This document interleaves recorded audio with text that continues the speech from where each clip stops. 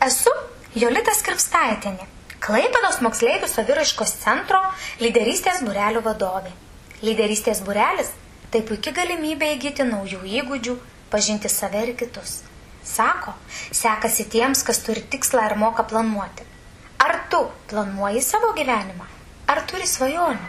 O gal galvoji, kaip tapti labiau populiariu tarp bendramžių? Aplanko nesėkmės, bendraujant ir visakai manęs nesupranta. Kyla konfliktai, kurie tave valdo, bet ne tu juos. Ieškai įdomios, prasmingos veiklos, padėsiančios atrasti savo talentus. Gal nėra bendraminčių tavo idėjų gyvendinimui? Kviečiama tave į lyderystės būrelį.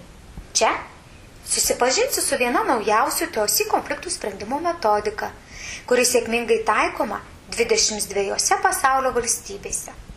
Ši metodika Lietuvoje pradėta taikyti nuo 2011 metų. Ji aptarta ir Švietimo mokslo ministerijoje. Į TOC asociaciją Lietuva įstojo 2012 metų rugsėjo 28 dieną.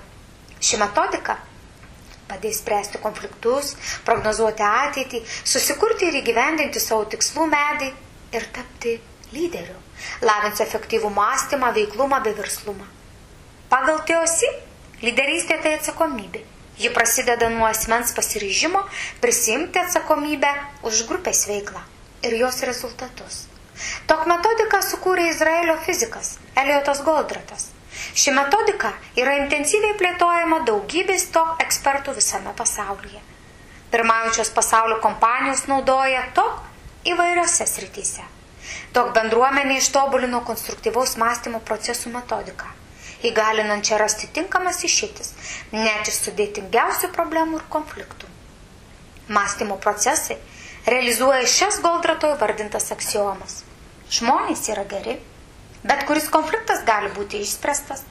Kiekviena situacija, nesvarbu kokia sudėtinga jie atrodytų, yra be galo paprasta. Bet kuri situacija gali būti pagerinta iš esmės, netgi dangus nėra riba.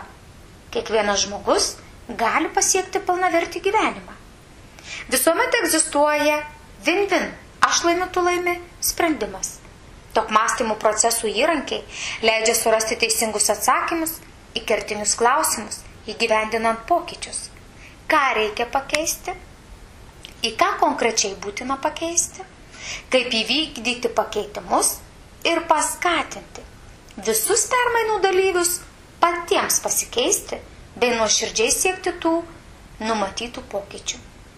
Įvaldysi 4 įrankius, kurie padės spręsti vidinius, tarpasmeninius ir kitus konfliktus.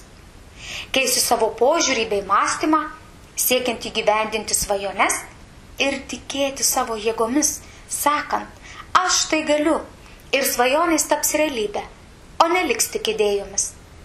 Bendrausi su pozityviai ir ambicingai nusiteikusiu jaunimu, vesi renginius, rengsi reportažus, svajo, planuok, užsirašyk ir įgyvendink. Ir tu gali. Tapk lyderiu, įkvėpk žmonės. Juk svarbu kiekvienam iš mūsų suvokti, koks yra mano veiklos tikslas. Jei jau nėra, visa veikla tik klaidžiojimas rūke. Tikslai skatina ir stumia į priekį. Turėdamas tikslą, žmogus pats save sumotyvuoja veikti, keistis.